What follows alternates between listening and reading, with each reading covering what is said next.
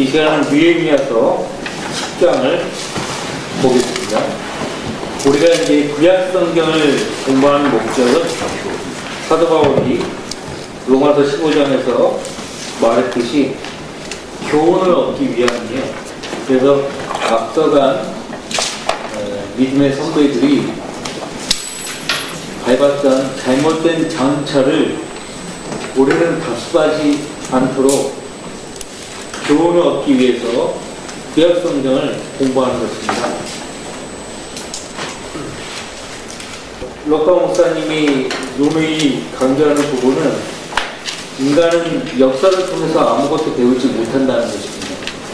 역사는 반복되는데 그 반복되는 역사를 통해서 아무것도 배우지 못한 까닭에 계속 똑같은 전설을 밟는다는 거예요. 인간의 어리석음이죠. 자, 우리는 지금 느헤미야서 10장을 보겠습니다. 앞서 9장 마지막 절에 하나님 앞에서 모든 백성이 확실한 언약을 세웠다고 했어요. 약속을 했고, 그러니까 하나님의 뜻대로 살겠다고 약속을 하고 그것을 문서로 기록을 남긴 것입니다. 그리고 그 기록에, 그 문서에 고관들과 레위인들과 제사장들이 인을 쳤습니다. 당시 인을 칠 때는 서명한 문서에다가 밀랍을 떨어뜨리고 거기다가 각자의, 그러니까 우리말로 하면 도장이죠.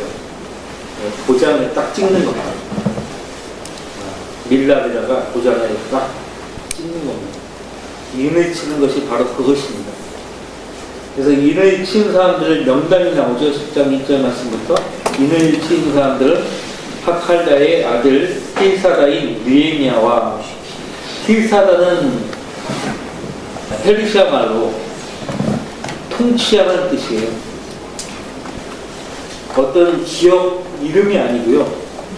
통치자인 느헤미야와 시키야, 스라야, 아사라, 예레미야, 하술, 아마리아, 마이키야, 하투스, 세바냐, 말룩, 하리, 무레못, 오바다 나오죠? 자, 우리에게 익숙한 인명이 나옵니다. 예레미야, 그 다음에 오바댜, 6절에 다니엘, 바룩도 나오죠? 예레미야 대신해서 성경을 필사했던 서기관 바룩. 지금 인명을 다 읽지는 않겠습니다. 9절에 레인들로는 아사네의 아들 예수아를 다른 말로 하면 호세아라고도 부르고요, 여호수아라고도 부릅니다. 여호수아. 이것을 헬라어로 표현하면 예수예요. 예수에 대한 히브리식 이름이 여호수아, 예수아, 호세아입니다. 뜻은 똑같아요. 여호와께서 구원하신다라는 뜻이에요. 여호와께서 구원하신다. 쭉 보시면은 17절에 히스기야가 나와요. 히스기야. 히스기야 왕이 아니죠. 이름만 같을 뿐이죠. 사람은 달라요. 그 다음에 21절에 사독이 나오죠. 그 유명한 제사장 사독. 그 다음에 23절 호세, 여호수아, 호세아, 오세아, 또 아까 예수아, 예수, 여호수아 다 같은 말이에요. 제사장들과 레위인들이요, 인을 친 것입니다. 무엇보다 먼저 앞장서서 하나님과 약속하겠다고 서명을 하고 인을 친 것입니다.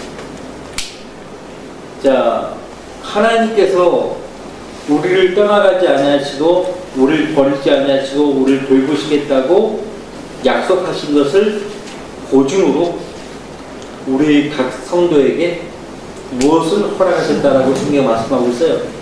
성령을 보증으로 허락하셨다, 이거예요. 우리는 현재 육신을 가지고 있는 현재 우리 육신 안에 하나님의 거룩한 영이 머물러 계십니다. 그래서 바울 사도가 주고 사신 그 소유를 구속하기까지. 값 주고 사신 그 소유는 고린도전서 6장 19절 2절 말씀에 너희 몸과 너희 영으로 하나님께 영광을 돌리라. 하나님의 것이 너희 영과 너희 몸으로 하나님께 영광을 돌리라. 이 몸은 내 것이 아니고 하나님의 것이라고 했죠. 그리고 에베소서 1장을 보세요. 여기 구원받은 지 얼마 안 되신 분이 계시니까 제가 일부러 쉽게 설명을 하려고 하니까요. 다 아시는 말씀이어도요. 자, 들어보세요. 에베소서 2장 13절 14절 너희도 진리의 말씀 곧 너희 구원의 복음을 듣고서 그분을 신뢰하였으니 또 너희가 그분을 믿고서 약속의 그 성령으로 인침을 받은 것입니다. 인침받은 약속의 그 성령은 언제까지 우리 안에 머물러 계시는가? 14절 이는 값주고 사신 그 소유를 구속하기까지 우리의 유업의 보증이 돼서 약속의 그 성령이 우리 유업의 보증이 돼요. 이 유업은 값주고 사신 그 소유예요. 그러니까 우리 몸, 이 몸을 유업이라고 말씀하시고 그 약속의 성령, 약속의 그 성령이 보증이에요. 보증이 돼서 그의 영광을 찬양케 하려 하십니다. 4장 30절 에베소서 4장 30절 약속, 그 값주고 사신 그 소유를 구속하기까지 아직 구속되지 않은 거예요. 로마서 8장에서는 몸의 구속이라고 말하고 있거든요. 이 몸이 구속받는 날이 있어요. 자, 지옥 갈 우리 자신, 우리 혼은 이미 예수님 믿음과 동시에 지옥의 저주에서 구원받았어요. 구속받았어요. 근데 아직 구원 못 받은 것이 있는데 그것은 아직 우리 몸이에요. 이 몸이 구속받을 때까지 약속의 그 성령으로 보증하신 거예요. 자, 4장 30절 하나님의 거룩한 영을 슬프게 하지 말라 너희가 그로 인해 구속의 날까지 인치심을 받았느니라. 이제 우리가 예수님 오셔서 우리가 들려 올라가잖아요. 들려 올라가는 순간에 우리가 예수님과 같은 영광스러운 몸으로 변화되어 올라간다는 거예요. 그때까지 성령이 우리 몸 안에 계시는 거예요.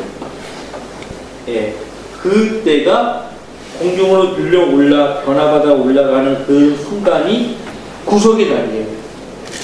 그 구속의 날까지 성령으로 인치심을 받았기 때문에 성령이 내주하시는 그 우리가 살아있는 동안에는 하나님의 거룩한 영을 슬프게 하지 말라 그렇게 당부를 하고 있어요. 어떤 경우가 하나님의 거룩한 영을 슬프게 하는 경우인가? 그건 앞에서 계속 설명을 하고 있습니다. 자, 다시 느헤미야로 와서 그래서 우리가 이제 예수님 믿을 때 우리 유지와 관계없이 하나님은 우리 믿음을 보시고 성령으로 보증하셨어요. 그러면 이제 정상적으로 구원받은 사람이라면 그것이 이제 간증으로 나타나요. 간증으로. 입의 고백뿐만 아니라 생활의 변화로 간증을 하는데 그 생활의 변화로 간증할 때 정상적인 사람이라면 주님께서 나를 위해서 자신을 주신 것처럼 나도 역시 주님으로 내 자신을 드리겠습니다. 이런 고백이 정상적으로 나오게 돼 있어요. 자, 그런 것처럼 당시 지금 느헤미야뿐만 아니라 이 제사장들과 레위인들까지 또 관원들까지 하나님의 약속대로 하나님 뜻대로 살겠다고 언약을 세웠고 그것을 기록하고 임을 쳐가지고 하나님 앞에서 나타낸 것을. 자, 여러분들도 하나님 앞에서 고백을 하는 것이 필요하고요. 그걸 하나님이 원하세요. 예수님이 잠깐만 마태복음 10장을 보세요. 성령을 받은 성도들은 증인이 된 거예요.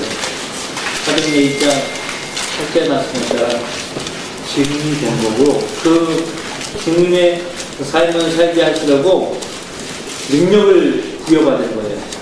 능력을 부여받은 거고, 그러면 그 성령이 내주하고 능력까지 부여받은 성도라면 어디에 있든지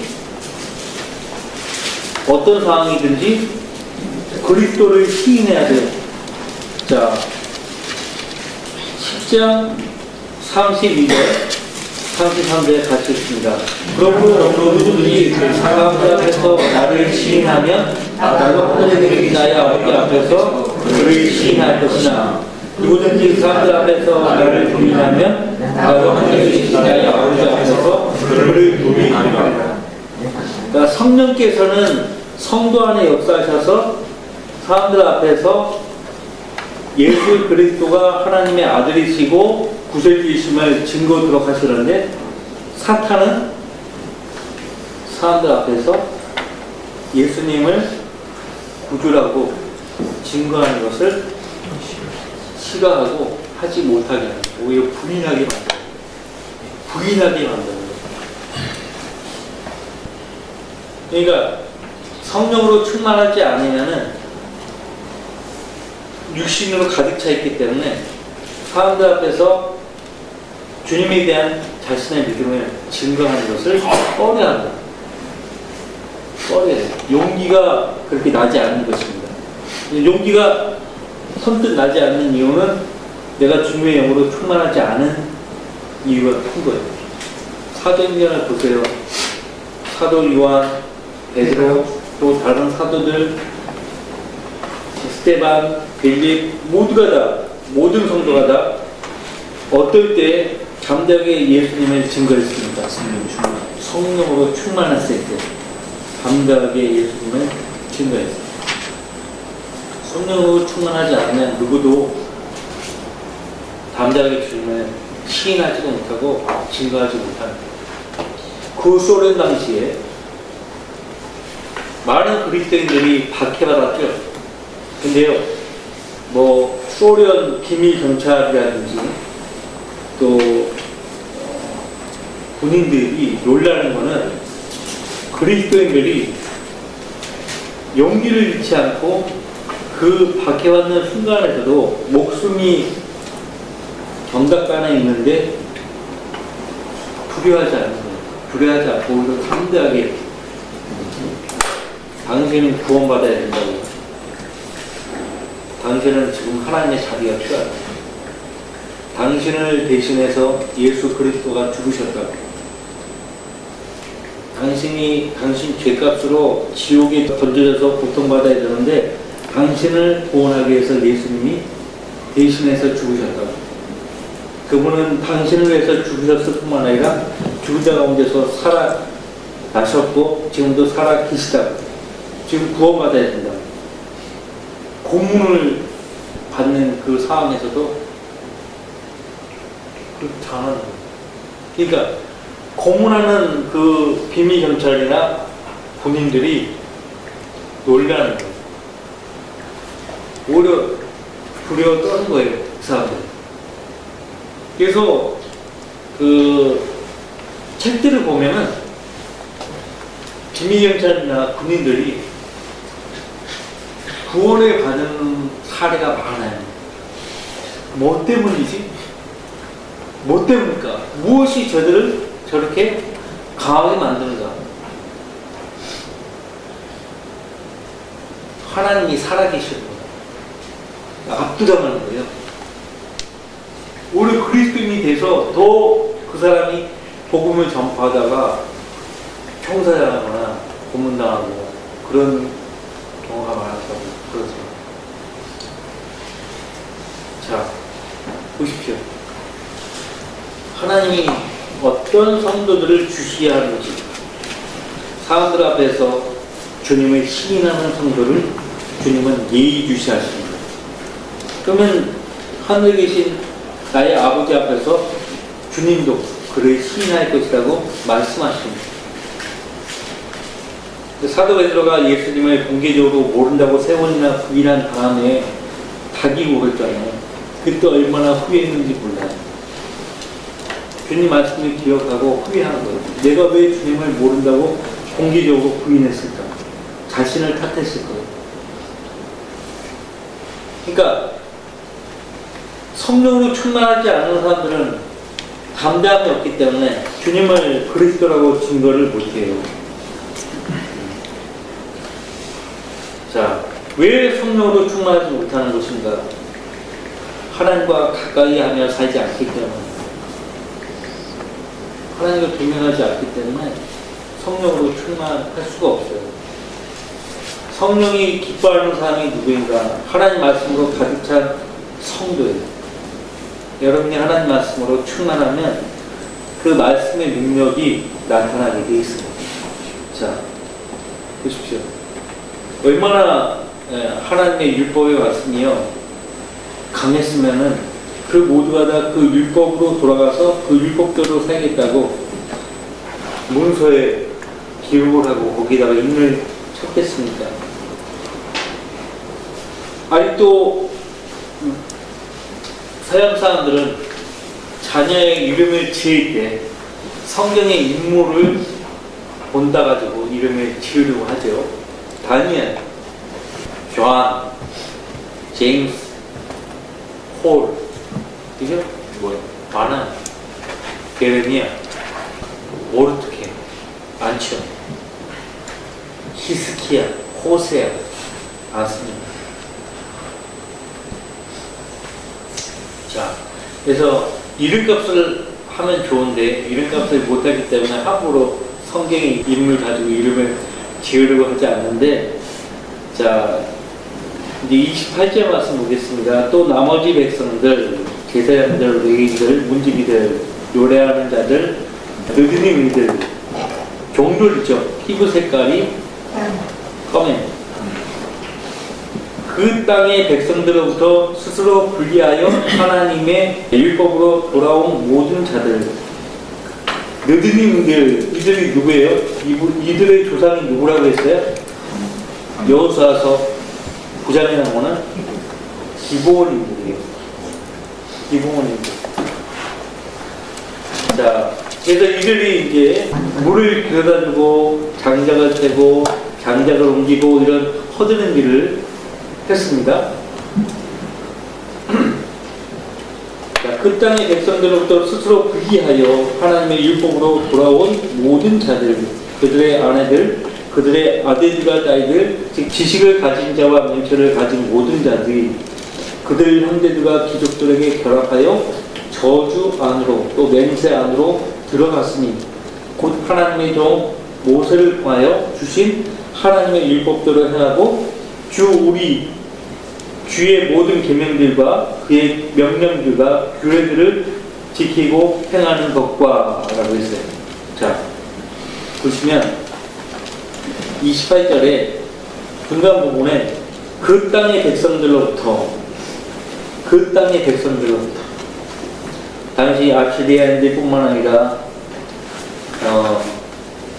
혼혈인들, 그러니까 이방인들의 규례에 따라 행동하는 그 사람들로부터 스스로 분리했어요. 이것을 성경에서 성별이라고 하는데, 성경에서 말씀하는 성별은 단지 분리만을 말하는 것이 아니고요. 자, 악에서 떠나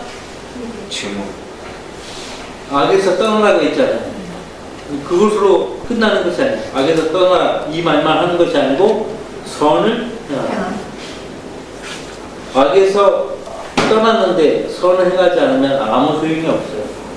바울 사도가 로마서 1장에서 편지를 쓸 때 하나님의 복음을 위하여 성별된 나 바울은 이렇게 말했거든요. 자, 자신을 소개할 때 무엇을 위해서 성별했다고 말합니까? 복음. 하나님의 복음을 위하여 성별된 나 바울은. 그러니까 복음을 전파하기 위해서 하나님께서 자신을 구별해서 놓았다, 이것을 아는 거예요. 실제적으로 사도행전 13장에 보시면은 안티옥 교회에 성령 하나님이 명령하시잖아요. 사울과 바나바를 내가 불러 시키는 일을 위해서 사울과 바나바를 따로. 자, 그거 보십시오. 이것이 성결이죠. 사도행전 13장입니다. 사도행전 13장 2절에 그들이 주를 섬기며 금식하고 있을 때 성령께서 말씀하시기를 내가 불러시키는 일을 위하여 바나바와 사울을 내게 따로 구별해 놓으라 하십니다. 구별해 놓으라, set apart, 따로 떼 놓으라. 그 구약의 성전 기명들 있잖아요. 그런 기명들은 뭐 접시든 잔이든 포크든 촛대든 무엇든지 하나님께 바쳐진 것이면은 구별된 것이거든요. 하나님을 위해서 쓰여지기 위해 구별된 것이거든요. 사람도 마찬가지예요. 내게 따로 구별해 놓으라. 내가 불러 시키는 일을 위하여. 여기서 사울은 바울로 이름을 바꾸기 전의 이름이에요. 사울은 뜻이 히브리어로 큰 자, 위대한 자라는 뜻이에요. 근데 바울은 반대예요. 작은 자. 사울은 뜻이 뭐라고요? 큰 자, 위대한 자. 바울은 작은 자. 바울이 고린도서 15장에서 나는 모든 사도들 가운데 가장 작은 자라고 얘기하잖아요. 사실 뭐 체구도 작았다고 하더라고요. 체구도 작고 한데 누가 봐도 병약해 보이고 한데 말을 쏟아붓기 시작하면 말 한마디 한마디에 힘이 있다는 거예요. 힘이 넘쳐난다는 거예요. 여기 교회사 기록이 나와 있어요. 생김새는 꾸부정하고 하도 맞고 살아가지고 고문당하고 그러니까 머리는 벗겨져 있고 체구는 짧다만 하고 작아요. 근데 말을 하기 시작하면 그 한마디 한마디를 놓칠 수가 없다는 거예요. 이게 바울이 발길이 닿는 곳마다 변화가 이렇죠. 그래서 서구 문명이 변하는 사도 바울이죠. 사도 바울 덕분이에요. 자, 구별해 놓으라. 따로 구별해 놓으라. 그래서 우리는 이 성도들로 숭배되는 사람들이에요. 성도라는 말 자체가 구별된 사람들이라는 뜻이거든요. 거룩한 삶을 위해서 구별된 사람들. 그러니까 여러분들이 그 구별된 삶을 살아야 되는데, 자, 스스로 분리했어요. 세상 죄인들로부터 분리했어요. 그리고 하나님의 율법으로 돌아왔다고 말씀하고 있어요. 이 부분이 굉장히 중요한 거예요. 악을 떠났으면 선을 행해야 돼요. 그렇죠? 속세를 떠났다고 하잖아요. 출가했다고 해서. 불교의 승려들. 속세를 떠나, 집을 떠나, 자, 불도를 위해서 출가했어요. 속세를 떠났다고 했어요. 근데 속세만 떠났지. 없잖아요. 거기서 끝난 거예요.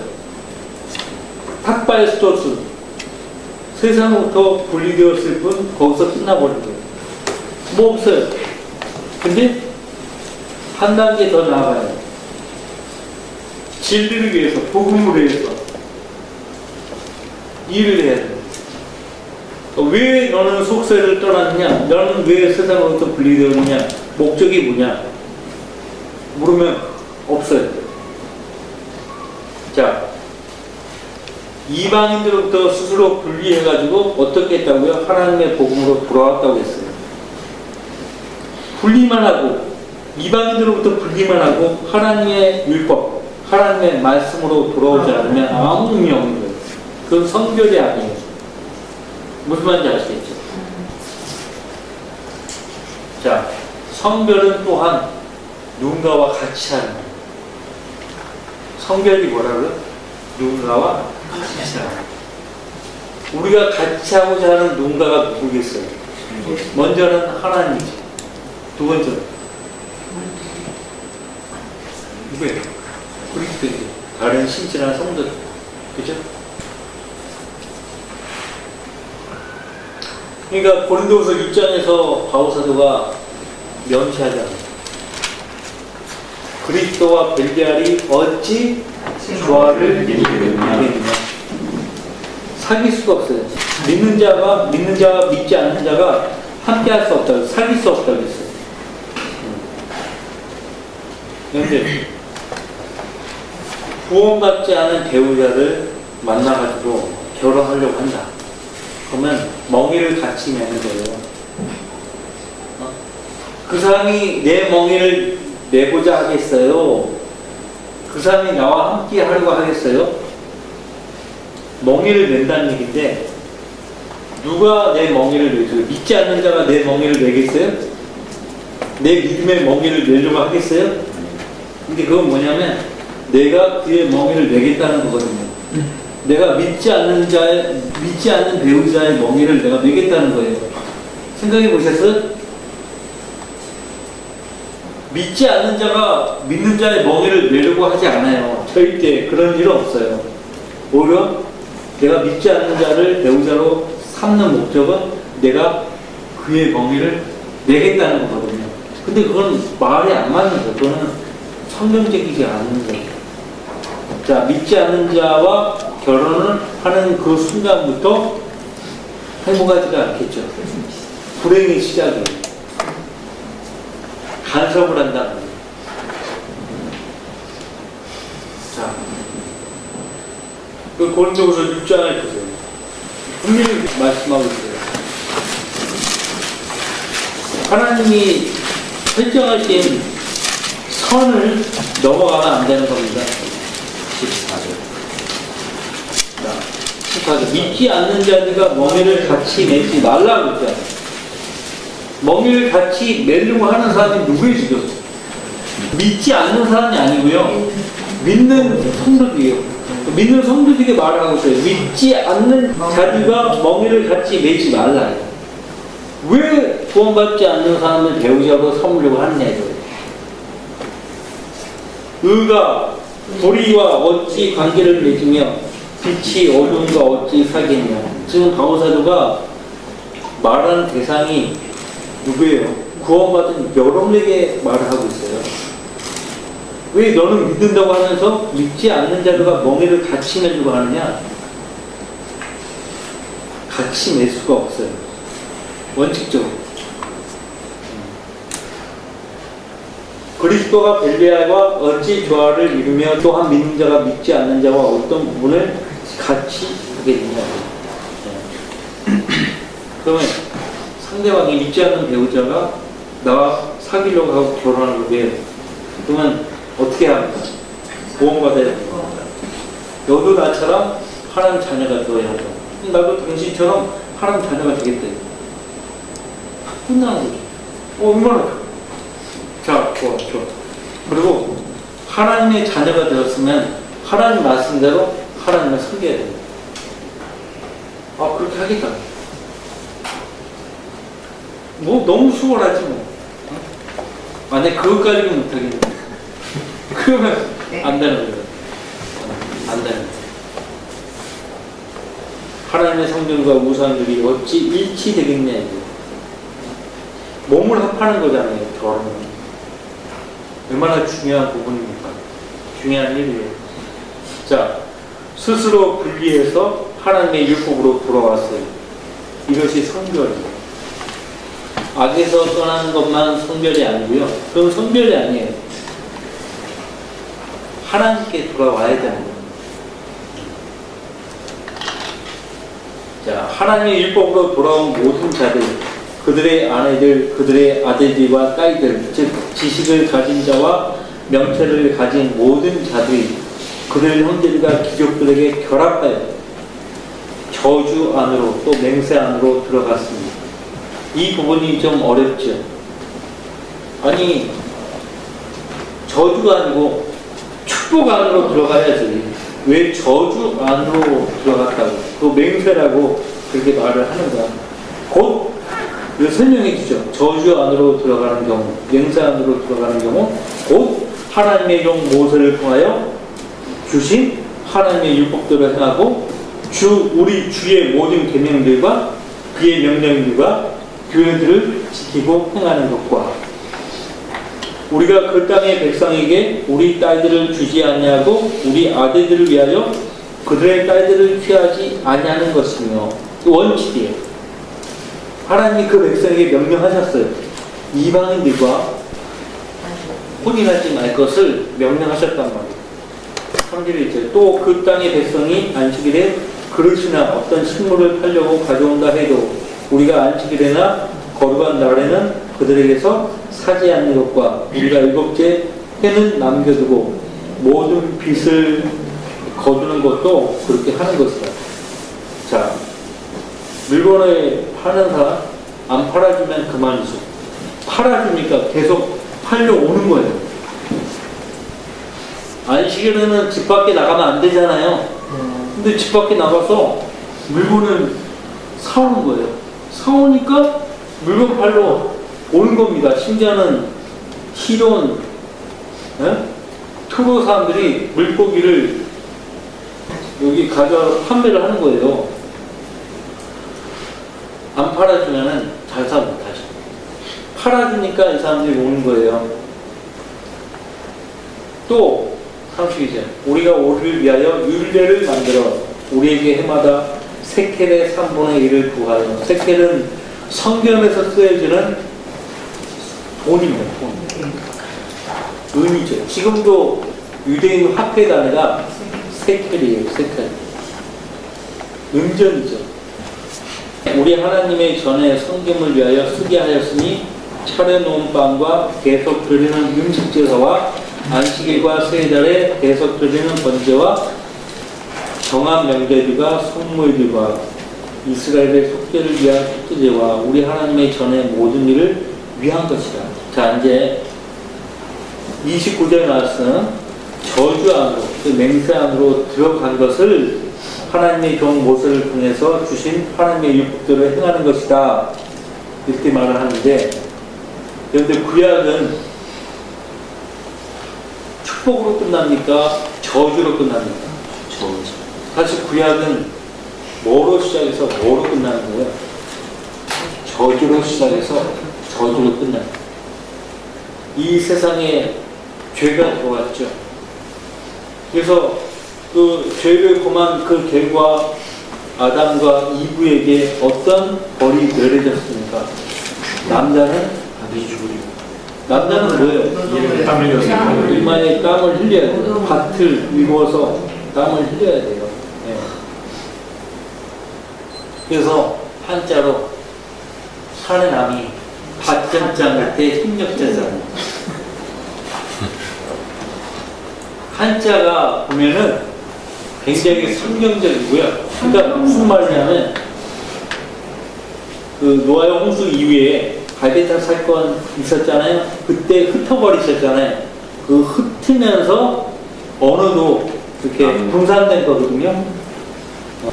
그러니까 이게 상형 문자로 시작하잖아요. 한자가. 근데 이게 상형 문자로 시작하는데 그 보면은 그 모양들이 다 자기들이 듣고 보고 겪은 것들을 그 문자로 반영이 됩니다. 문자가 반영이 됩니다. 그 사는 한뿐만 아니에요. 배, 방주 있잖아요. 그 배도 팔이 있고, 그래요. 왜 노아의 가족이 8명 신기하죠. 나중에 기회 되면 좀 알려드리겠습니다. 어쨌든 구약은 저주로 시작했어요. 이마에 땀을 흘려 밭을 아무리 저기를 해도 쟁기를 해도 가시와 엉겅퀴만 나는 저주.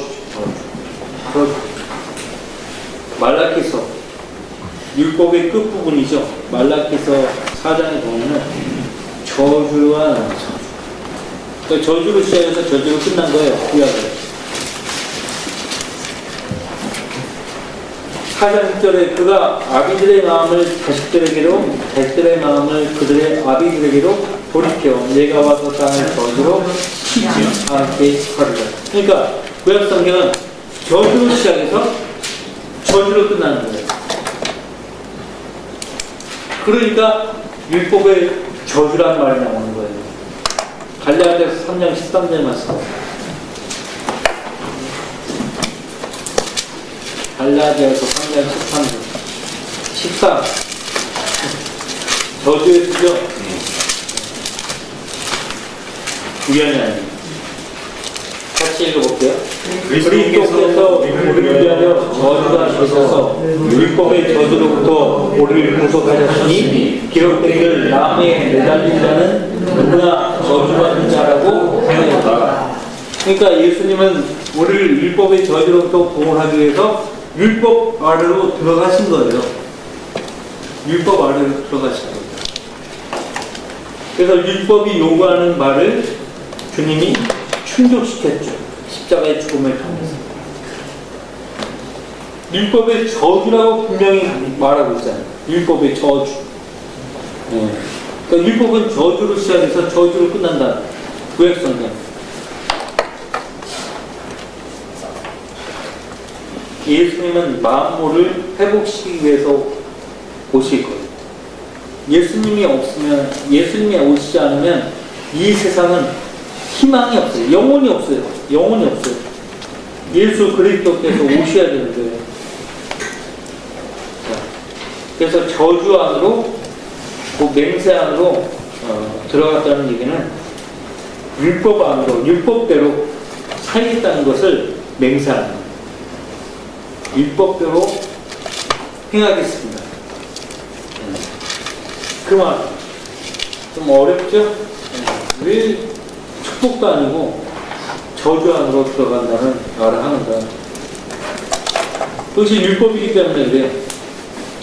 자, 다시 위임이라서 돌아오셨어요. 이제 다 이제 마무리 짓겠습니다.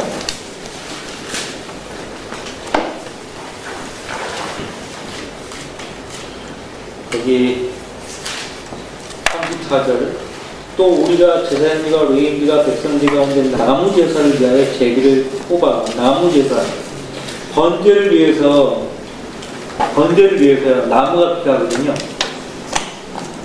번제를 위해서 나무가 필요한데 그 나무 제사를 위하여 번제를 얘기하는 거예요. 나무 제사를 위하여 제기를 해마다 정한 시기에 우리 조상의 집들을 따라 우리 하나님의 전으로 가져오게 하여 율법에 기록된 대로 주 우리 하나님의 제단에서 살게 하고 또 해마다 우리 토지의 첫 예매들과 모든 나무 중 모든 과실의 첫 예매들을 주의 전으로 가져오게 하였으며 또 율법에 기록된 대로 우리의 아들들과 우리 가축 중에서 처음 난 것과 우리 소떼와 양떼의 첫 태상을 우리 하나님의 전으로 우리 하나님의 전에서 섬기는 제사장들에게 가져가게 하였더라. 우리 아들들 가운데 처음 난 것. 그래서 이스라엘 백성은요, 첫 태생을 하나님께 드리기로 돼 있어요. 첫 태생. 왜? 자, 예를 들어 아브라함, 이삭, 야곱 보세요. 장자권이라는 것이 있죠. 장자의 권리. 예서는 그 장자의 권리에 대해서 전혀 신경을 안 썼어요. 붉은 쪽 한 그릇에 동생 야곱에게 팔아버렸죠. 그죠? 장자의 권리가 그렇게 중요한 거예요. 대신 그 부모가 그를 태어나자마자 하나님으로서 바친 거예요. 나는 하나님께 바쳐진 몸이다. 이것을 의식하고 행동했더라면 그렇게 경솔하게 행동하지 않아요. 장자의 권리. 자, 다음 주에요. 나머지 말씀들을 보겠습니다. 기도하고 마치겠습니다.